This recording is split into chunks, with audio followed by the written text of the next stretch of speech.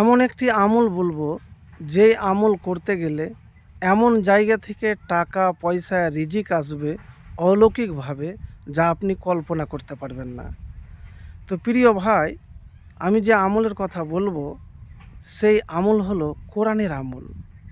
তো প্রথমেই সূরা তালাক 2 এবং 3 নম্বর আয়াতটির অর্থ আমরা জেনে নিই।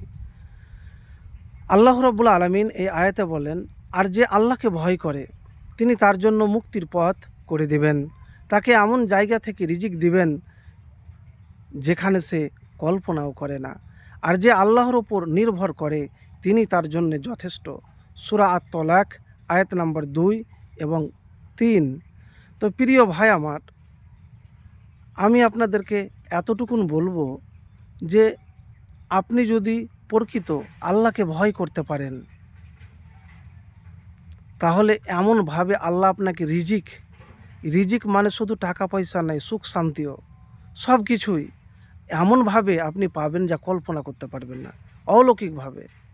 এবারে বলবেন আমি তো আল্লাহকে ভয় করি, তো পাই না কেন? প্রিয় ভাই আমার, মুখে আল্লাহকে ভয় করা আর বাস্তবে ভয় করা তো অনেক তফাৎ।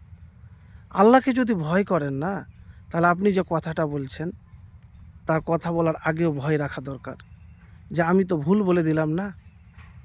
কাজ করছেন, চলাফেরা করছেন, কাজকর্ম করছেন, ব্যবসা বিজনেস, এক কথায় সব জায়গাতে, নামাজে, রোজাতে, ইবাদতে, সব সমাতে আল্লাহর যদি ভয় আপনার হৃদয়ে থাকে, অন্তরে থাকে, আর ভয় করতে পারেন, তাহলে এমনভাবে রিজিক আসবে যা সে কল্পনাও করতে পারবে না।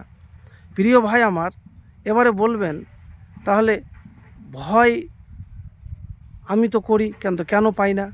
দেখেন, ভয় যদি প্রকৃতি করেন, আল্লাহর আযাবকে দেখে ভয়, কবরের আযাবকে দেখে ভয়, আল্লাহর শাস্তি, আল্লাহর পাকড়াও, তো অনেক রকমের জিনিস আছে যে জিনিস আপনাকে হয়তো এই সংক্ষিপ্ত সময়ের মধ্যে বলে বুঝাতে পারবো না। এক কথায় সব সময়, সব জায়গায়, সর্বক্ষেত্রে আল্লাহকে ভয় করতে হবে। আর যে কথা বলছি আমার কোনো বানানো কথা বলিনি, আবারও আপনাকে বলছি যে আল্লাহ রাব্বুল আলামিন কি বলেছেন, আর যে আল্লাহকে ভয় করে তিনি তার জন্য মুক্তির পথ করে দিবেন এবং তাকে এমন জায়গা থেকে রিজিক দিবেন যেখানে সে কল্পনাও করবে না। আর যে আল্লাহর উপর নির্ভর করে তিনি তার জন্যে যথেষ্ট। সূরা তালাক আয়াত নাম্বার 2 এবং 3।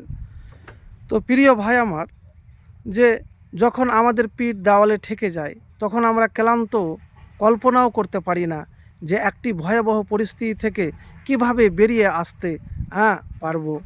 আমরা হয়তো হতাশ হয়ে পড়ি, বেঁচে থাকার নামে আল্লাহর সীমানায় ঝাপসা করতে শুরু করি। যখন আমরা ক্ষতি থেকে সেরে উঠি, তখন কর্মকাণ্ডকে যুক্তিসঙ্গত করে তুলতে পারি। আল্লাহ আমাকে এমন জায়গা থেকে রিজিক দিবে, দ্রুত মুক্তি দিবেন, শুধুমাত্র আল্লাহকে ভয় করতে হবে। এ ব্যাপারে বলবেন, দেখেন, প্রকৃতি যদি আল্লাহকে ভয় করেন, তাহলে হয়তো মানুষ মিথ্যা কথা বলতে পারে, কিন্তু আল্লাহর কথা, আল্লাহর ওয়াদা কখনো মিথ্যা হয় না। একবার আমলটি করে দেখুন জীবনে, সব জায়গায় সব সময়তে আল্লাহর উপর নির্ভর করুন, দেখবেন আপনার জীবন সুন্দর হয়ে যাবে, সুখের হয়ে যাবে, এমনভাবে অলৌকিকভাবে সাহায্য পাবেন যা আপনি কল্পনা করতে পারবেন না।